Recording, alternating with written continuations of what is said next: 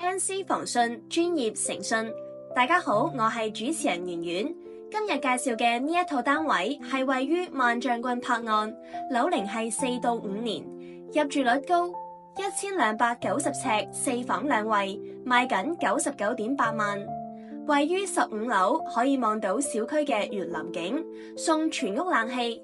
跟住鏡頭一齊嚟睇下先。首先係大露台嘅位置。整體面積係65尺，朝西北方向。企喺呢一度望出去，我哋可以見到樓下嘅小區泳池同埋內園景。而入返嚟就係我哋嘅客廳位置，整體面積係有313尺咁大嘅。而喺家私方面係配備咗沙發、茶几、電視櫃，仲有一個大電視添。而餐廳嘅位置呢，就放咗一張4人台啦。頂上安裝咗吊燈，令到整體望上去非常之溫馨。入到嚟廚房嘅位置，整體面積係55尺，朝西南方向。佈局上係成一個細 U 字形，安裝咗灶台同埋抽油煙機。而門口呢一個空位呢，就可以放一台大冰箱啦。而喺星盤對上嘅位置呢，係做咗一個採光通風窗嘅，可以見到細露台嘅情況。出返到嚟客廳嘅位置，我哋可以見到地下係通鋪咗地磚，而且喺客廳位置仲配備咗一台空調添。下邊我哋一齊嚟睇下每間房間嘅情況啦。首先嚟到左手邊嘅位置，呢度係屬於儲物間，整體面積係有42尺嘅，朝東南方向。而往前行就係我哋嘅細露台位置啦，整體面積係30尺，朝西南方向。由呢一度望出去，我哋可以見到河涌嘅景觀，可以見到嘅係樓間距非常之大。喺呢一個位置可以放置洗衣機、烘乾機或者係家清工具都得㗎。而儲物間可以放置一啲雜物，亦或者係改造成一個衣帽間都得㗎。出返嚟行到對面，我哋嚟睇下第一間房嘅情況啦。呢間房嘅面積係99尺。整體朝西北方向，成間房通鋪咗木地板，房間自帶飄窗搭配窗簾，都係有獨立嘅空調嘅。由呢一度望出去，我哋可以見到泳池景觀同埋小區嘅內園景。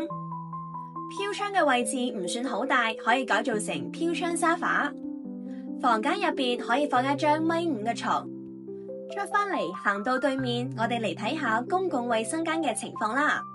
整體面積係45尺嘅，朝東南方向。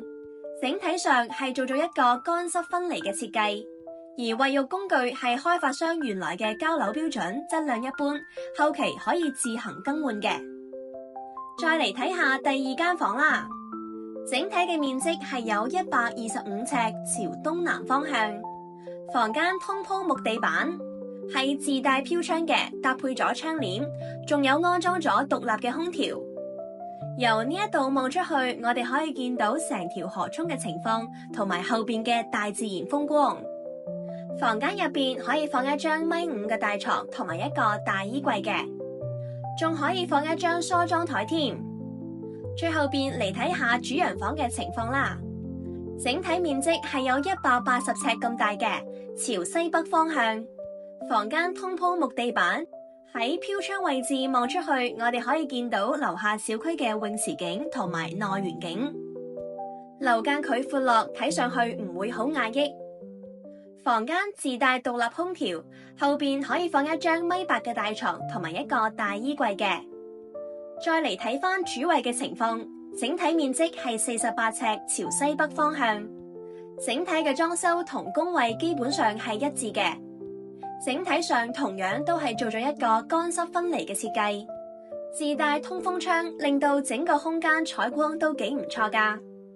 最後嚟一個小總結，今日介紹嘅呢一套單位係位於15樓嘅，發展商原本嘅裝修景觀無遮擋，價錢而家係99.8萬，都仲有議價嘅空間。